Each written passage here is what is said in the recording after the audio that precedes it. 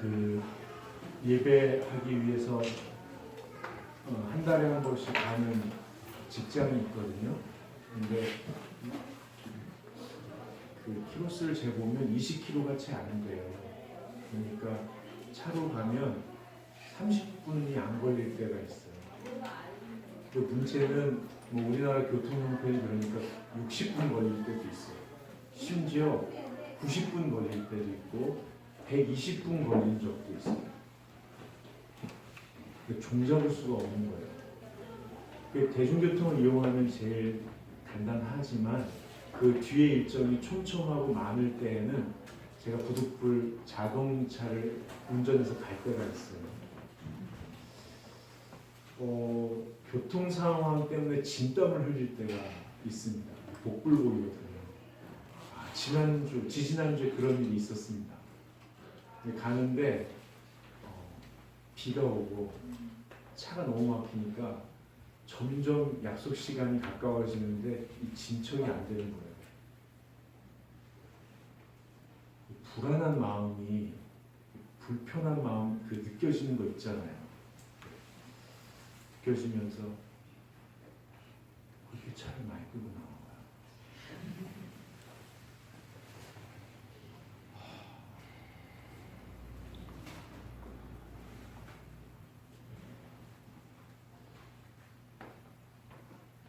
오는 차선이 이렇게 통통이 되었는데 호주는 움직일 수 있는 차선으로 만들었다는데 이런 그럼 좀 지나니까 더 일찍 안 나왔을까? 좀 더 지나니까 지난 10년 동안 내가 지금 다섯 번째 앞으로 이런 일이 또 있을 텐데 이렇게 계속 끌어가는 거예요. 그리고 이제 대표에게 전화를 드렸어요. 거의 한 5분 남았어요. 목사님 편안하게 천천히 오십시오. 그러면서 제가 왜 똑같은 상황을 더 심각하게 비틀어서 느끼게 될까 새삼 생각해 봤어요. 그리고 그 짧은 순간 스스로를 왜 이렇게 못 살게 몰아붙일까 생각하다가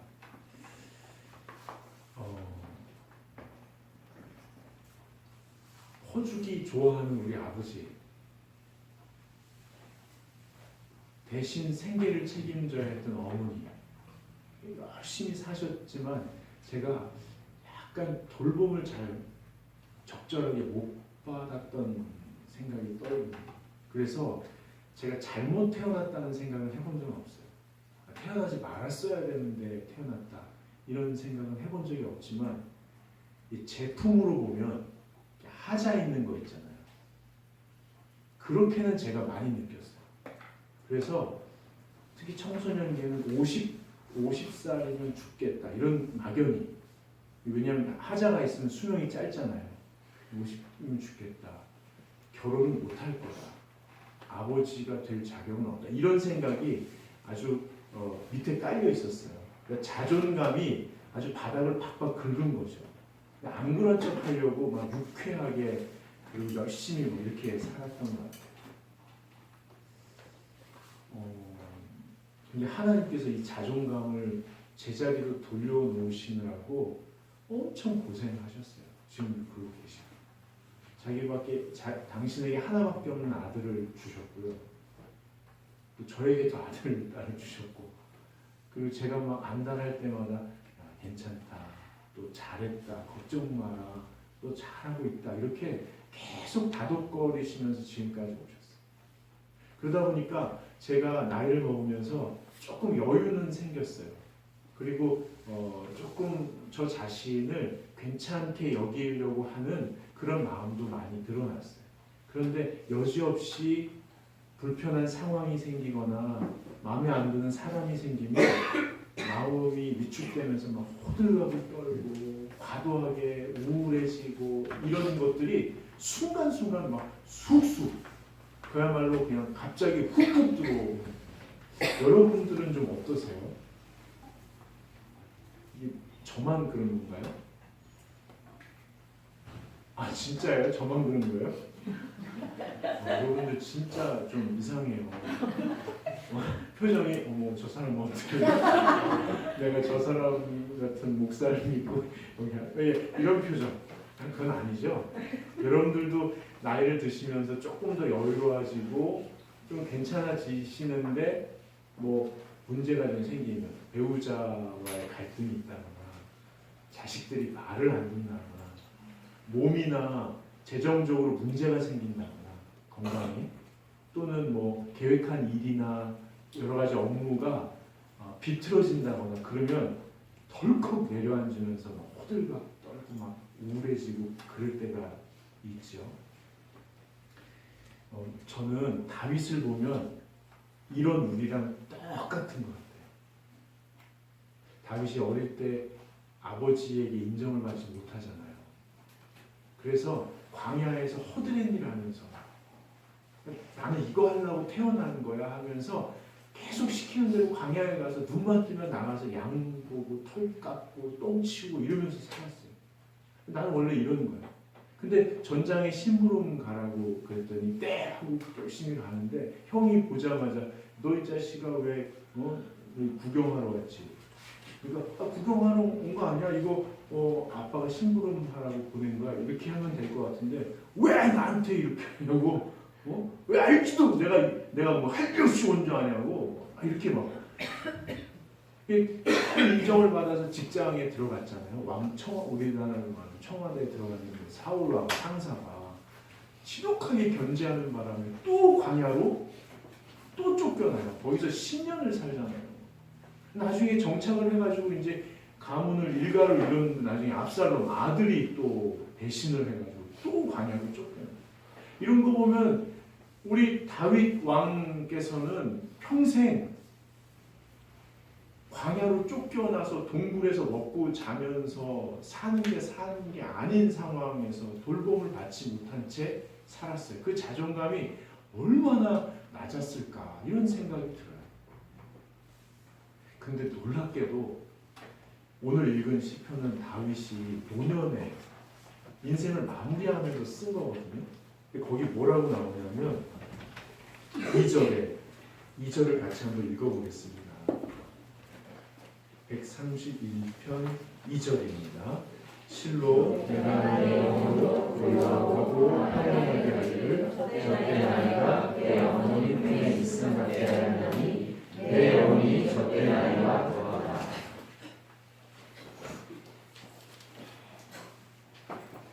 아까 보신 것처럼 한 아이가 엄마 품에 안겨서 편안하게 쉬는 것 같다는 거예요. 자기 영혼이. 여러분 이 말은 상당히 수동적인 의미입니다. 어떤 면에서는 적극적인데 능동적인데 어떤 면에서는 수동적인 거예요. 아이가 엄마 품을 찾을 수밖에 없는 상황에서 막 징징거리는 거는 가장 본인이 할 수 있는 능동적인 태도잖아요. 그런데 엄마가 와서 안아주기 전까지는 누릴 수 없는 그런 면에서는 수동적인 거예요. 잘 고민해 볼 필요가 있어요. 다윗은 기도를 하고 예배를 하면서 하나님으로부터 어려운 때 평화를 갖다가 쓸 수 있는 삶의 방식을 배웠다는 게 아니에요. 다윗은 너무너무 힘들 때, 아무리 애써도 되는 일이 없을 때, 아무도 도와주지 않을 때 하나님을 찾는 그 간절함이 개발되는 거예요. 그때마다 하나님께서 찾아오셔서 안아주시고 배려해주시고 도닥거려주신 이 삶의 비밀을 알게 된 거예요. 우리도 마찬가지예요. 우리도 열심히 살잖아요. 최선을 다하잖아요.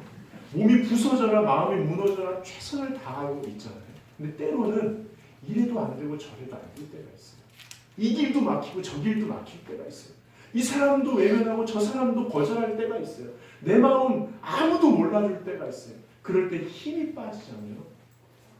그래서 넉넉히 있게 되는데 그때 내 오른편에서 내 그늘 되시고 낮에 해가 밤에 달이 해치 못하도록, 상하지 못하도록 보호하시는 하나님을 그때야 여기 계셨군요. 제가 깜빡했는데 여기 그냥 계셨던 거군요 하고 보게 될 수밖에 없는 삶을 우리가 신비롭게 살아가게 된다는 거예요. 그때야 우리는 어떤 상황에서도 엄마 품에 안겨 있는 어린아이처럼 영혼의 평화를 누리게 되는 거죠. 하나님이 우리를 그런 곳으로 인도하고 계셔요. 그럼에도 불구하고 다윗이 오늘 얘기해요. 내가 그것을 누리게 했다는 거예요. 실로 내가 내 영혼으로 고요하고 평온하게 하기를 젖된 아기가 그의 어머니 품에 있음 같게 하였나니. 살아보니까 젖된 아이가 어머니 품에 있음 같도록 평화를 주시는 하나님이 나를 안아주시는데, 나도 내 영혼에게, 나도 나 자신에게 그런 평화를 주시는 하나님의 평화를 누리기 위해서는 너 이렇게 해야 돼 라고 스스로에게 말하는 게 있다는 거예요. 그리고 우리도 그런 평화를 주님이 주시려고 애쓰시지만 우리도 온전히 누리기 위해서 배워야 하는 삶의 태도가 있다는 거예요. 첫 번째로는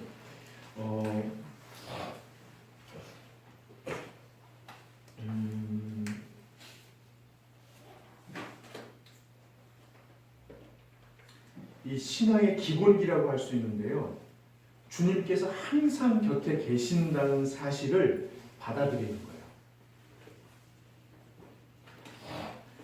주님께서 항상 내 곁에 계시다는 사실을 내가 내 영혼으로 받아들이도록 내 스스로에게 안내해 주셔야 되는 거예요. 이것을 조금 어려운 말로 뭐라고 하냐면 주님의 주권을 인정하는 삶을 말해요. 그러니까 우리 주님의 주권을 인정합시다 라고 많이 말하잖아요, 교회에서. 근데 그게 뭐냐면 늘 내 곁에서 나를 지키시는 주님을 여기 계시다고 인정하는 횟수가 점점 늘어나는 거예요. 그것을 우리가 깨어서 해야 된다는 거예요. 여러분 1절에 보시면 그래서 다윗이 이렇게 고백해요. 여호와여 내 마음이 교만하지 아니하고 내 눈이 오만하지 아니하오며. 여기서 교만하지 않다는 것은 뭐냐면요, 그 의미가 이부자리도 내 것이라고 주장하지 않겠습니다 이 말이에요. 다윗이 터득한 삶이에요. 하나님, 이 이부자리도 내 것이라고 주장하지 않으려고 하겠습니다. 여러분 이부자리가 어떤 자리예요? 잘 때 이렇게 자야지, 호흡은 이렇게 해야지, 이렇게 계획하고 하시나요? 그 누구도 이부자리에서는 내 맘대로 하는 거잖아요. 그래서 이부자리는 무의식의 자리예요. 다윗은 내가 통제할 수 없는 자리, 그것을 하나님의 것이라고 내어드리고 있어요. 여러분 우리가 생각하고 느낄 때 남의 허락을 만나요? 아니죠. 그런 면에서 생각과 느낌이 이루어지는 내 내면은 내 것이라고 여기는 경향이 있어요. 그래서 사실은 아무도 안 보기 때문에 마음대로 생각하고 마음대로 느껴요. 근데 다윗은 뭐라고 하냐면 하나님 이것조차도 주님의 것입니다라고 고백하는 거예요. 어떤 문제 때문에 생각이 꼬리에 꼬리를 물고 흘러갈 때 나는 주님을 잊어버릴 때가 있어요. 내 느낌을 더 증폭시키고 끌고 갈 때 주님을 잊어버릴 때가 있어요. 근데 그 중심에 주님이 계시다는 것을 기억하는 거예요. 그리고 적어도 왜 꼬리에 꼬리를 물고 있는가, 이 생각을 내가 왜 하고 있는가, 어디서부터 비롯됐는가, 내가 생각하는 이 생각의 가장 핵심 아이템은 뭔가에 대해서는 주님 앞에 가끔 놓치더라도 주님 내가 이런 생각을 하고 있어요 하고 말씀드리는 연습을 하셔야 된다는 거예요. 그건 누구도 시킬 수 없는 거죠. 느낌도 마찬가지예요. 어떤 느낌도 주님 내가 지금 이렇게 느끼고 있어요 라고 주님 앞에 말하는 것. 주님의 주권을 인정하는 게 뭐냐면 또 이렇게 얘기해요. 내 눈이 오만하지 아니하오며. 1절에 보이시죠? 그렇죠? 이게 뭐냐면 왕이 성루에 올라가요. 그러면 국경까지 이렇게 쫙 뭐 다 보이진 않지만 이렇게 딱 보면서 이렇게 생각, 저 땅은 내 땅이야. 내가 저기까지 다스리는 거지. 저 땅을 얻기 위해서 싸울 때 내가 여기에 칼 자국이 나는 상처를 입었어. 내가 내 쫄병들 몇천 명을 잃었지. 그렇지만 우리가 얻었어. 다시 정비해서 저쪽까지 내가 정복할 거야. 이런 생각을 하는 게 맞는데 다윗은 무슨 말이냐면 하나님 이 모든 땅이 내 것이라고 하지 않겠습니다. 내 눈이 오만하지 아니하오니. 여러분 우리도 살기 위해서 얼마나 노력해요. 가족을 살리기 위해서 우리 살림을 얼마나 열심히 해요. 살림은 티가 안 나요. 티가 안 하면 티가 나요. 그리고 농사와 살림은 내 계획대로 하기보다 어떤 스케줄에 내가 계속 맞춰야만 될 때가 있어요. 상당히 우리를 끌고 가요. 그리고 일터도 마찬가지예요. 가족을 지키기 위해서 아침부터 밤까지 열심히 일하는 일터도 마찬가지예요. 내 계획대로 뭘 하기보다 끊임없이 그게 굴러가도록 해야 되는 거예요. 여러분 얼마나 열심히 해요. 교회도 마찬가지예요. 여러분이 얼마나 열심히 교회로 와요.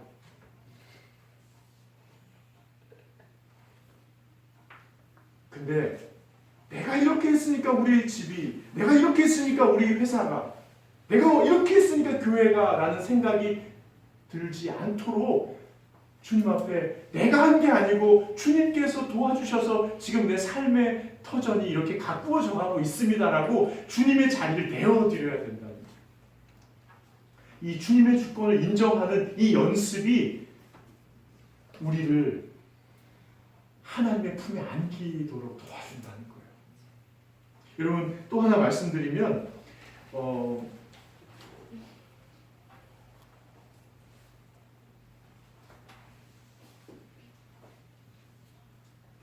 주님의 자리를 내어드리고 물러나가라는 거예요. 그 1절 뒤쪽에 보시면 내가 있잖아요. 거긴 한번 1절을 한번 다 읽어보시죠. 같이 읽겠습니다. 여호와여 내 마음이 교만하지 아니하고 내 눈이 오만하지 아니하며 내가 큰 일과 감당하지 못할 놀라운 일을 하려고 힘쓰지 아니하나이다. 내가 큰 일과 감당하지 못할 놀라운 일을 하려고 힘쓰지 아니하나이다. 여러분 다윗은 우리아의 아내 밧세바를 통해서 아이를 하나 낳게 돼요. 하나님께서 나단 선지자를 통해서 다윗에게 진노하셨다고 말씀하세요. 다윗이 하나님 앞에 회개해요. 하나님께서도 다윗을 용서해 주시죠. 그런데 그 아이가 태어나자마자 시름시름 앓게 됐어요. 죽을 수밖에 없는 병에 빠지게 되죠. 그때 다윗이 식음을 전폐하고 일주일을 엎드려서 꼼짝도 하지 않고 하나님 살려달라고 기도를 해요. 근데 결국 하나님께서 그 아이를 데려가요. 그때 다윗은 훌훌 털고 자기 일상으로 돌아가요. 정말 간절히 원했지만 하나님이 아니다라고 할 때 휴 물러납니다. 우리도 마찬가지예요. 우리도 살면서 내가 실수하든 남이 실수하든 갑자기 그것 때문에 닥치는 상황이 있어요. 그때 하나님 이것만은 면하게 해주십시오. 이것만은 해결해 주십시오. 우리가 얼마나 기도하는지 몰라요. 근데 하나님께서 웬만하면 다 들어주세요. 우리가 잊어버려서 그렇지. 근데 끝까지 안 들어주실 때가 있어요. 그러면 우리가 겸손히 뒤로 물러나는 거예요. 왜냐하면 하나님께서 다른 계획이 있으신 거예요. 더 잘해주고 싶으신 거예요. 하나님은 살아계신 분이에요. 여러분 바울이 얼마나 아시아에 가서 복음을 전하고 싶어 했어요. 수년 동안 기도하고 계획하고 재정을 사람들을 모아서 아시아에 가려고 할 때마다 성령께서 막으시는 거예요. 사도행전 16장 13절 성령께서 아시아에서 복음을 전하는 것을 막으시더라고요. 이리 가도 안 되고 저리 가도 안 되고 저기 가서도 안 되고 이 사람도 외면하고 저 사람도 안 도와주는 거예요. 바울은 포기하지 않고 끝까지 했지만 하나님이 결국 막으셨어요. 그때 뒤로 물러나서 기도하며 하나님 어찌합니까? 그럴 때 하나님께서 환상을 통해서 유럽에서 사람들이 너를 기다리고 있다라는 메시지를 주시잖아요. 바울이 그때 하나님에게 이런 계획이 있으셨구나. 거기를 가는 거예요. 여러분 우리 마찬가지예요. 뭐가 안 될 때는 아무리 했어도 안 될 때는 또 잘 될 때도 하나님이 다 하시는구나라고 받아들일 때 우리 마음속에 엄마 품에 안긴 아이처럼 평화가 깃들게 해요. 여러분 김태근 목사님이라는 분이 하늘에 창을 내지 않아도라는 책을 쓰셨는데 거기 이런 예화가 있더라고요. 한 부부가 결혼하고 아이를 하나님께 달라고 했어요. 잘 키울 테니까. 아주 오래된 얘기. 1년이 지나고 2년이 지나고 3년이 지나고 10년이 지나고 하나님 안 주시는 거예요. 계속 기도하는 거예요. 16년이 됐을 때 아이가 태어났어요. 근데 이 아이가 장애가 있는 거예요. 이 부부가 너무 상심해서 하나님 우리한테 왜 이러십니까? 하고 밤새 통곡하며 끌어안고 울고 아침을 맞이했어요. 남편이 출근을 해야 되니까 아내를 다독거리고 출근했어요. 고된 일을 다 마치고 걱정이 되는데 집에 전화도 못하고 그러다가 이제 집으로 돌아오는 자기 자신도 추스르기 힘든데 아내를 어떻게 위로할까를 고민하고 현관문에 들어서는 순간 아내가 활짝 웃는 낯으로 남편을 맞이하는 거예요. 아니 어떻게 된 거냐고. 낮에도 계속 하나님께 기도했대요. 나한테 왜 이러시냐. 도대체 이게 뭐냐고. 인생 꼴이 이게 뭐냐고. 하나님이 그러시더래요. 마음속 깊이. 내가 지난 16년 동안 이 아이를 어느 집에 보내야 가장 사랑을 받을까 안고 이리저리 다니다가 너희를 만났다. 잘 부탁한다. 라고 하시더래요. 하나님의 계획, 하나님의 뜻을 인정하는 순간 평화가 깃들기 시작합니다.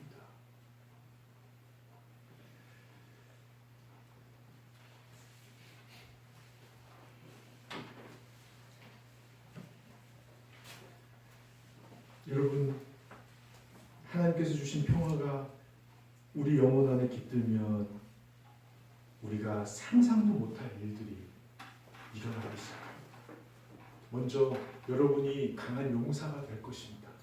어떤 사람을 만나도 어떤 상황에 처해도 흔들리지 않는, 흔들린다 하더라도 뿌리 뽑히지 않는, 그리고 결국은 하나님의 품에서 안식을 누릴 수 있는 그런 믿음의 용사가 되실 줄로 믿습니다. 여러분 지난번에도 말씀드린 바 있지만 프로이드의 정신분석학을 넘어서는 의미심리학을 개척한 창시자인 빅터 프랭클이 수용소에서요. 독일 소년병이 겨눈 총구리 앞에서 처음 보는 남녀노소들과 함께 집단 속에서 나체로 발가벗어야 될 때 너무 참담하고 수치스러워서 내 꼴이 이게 뭔가 차라리 죽는 게 낫지 하는 순간 깨달은 바가 있다고 하지 않습니까? 아, 저 사람들이 내 옷은 벗길 수 있어도 내 몸에 상처는 입힐 수 있어도 심지어 내 목숨을 뺏어갈 수는 있어도 내 영혼을 만드신 하나님, 그 영혼의 아들 예수를 주실 만큼 당신의 사랑을 다 부으신 하나님의 사랑 가득한 이 영혼은 조금도 훼손시킬 수 없다는 사실. 그가 끊임없이 기도하고 독일 병정까지 사랑하는 마음으로 그곳을 돌보다가 세상에 다시 나왔을 때 의미심리학으로 수많은 인류에 죽어가는 사람들의 마음을 위로하는 그런 삶을 살게 됩니다. 여러분,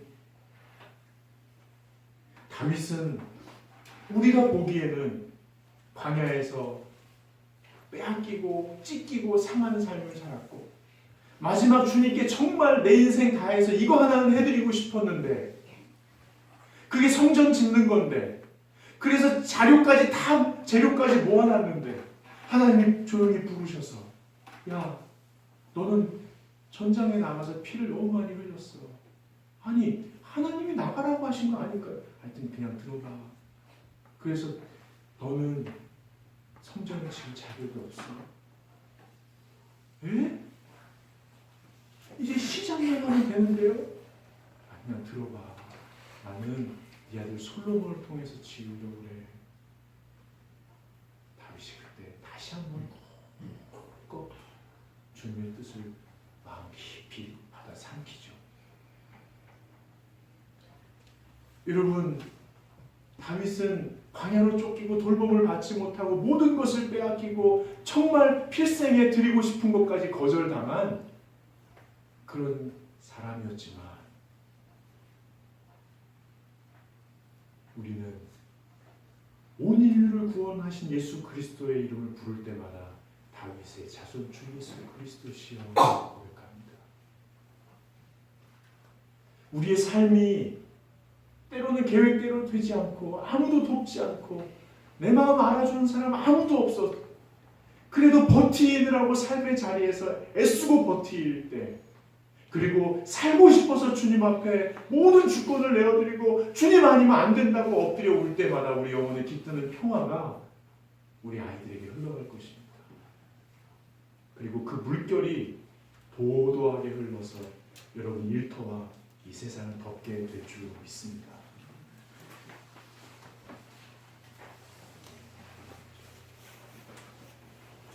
은혜 아니면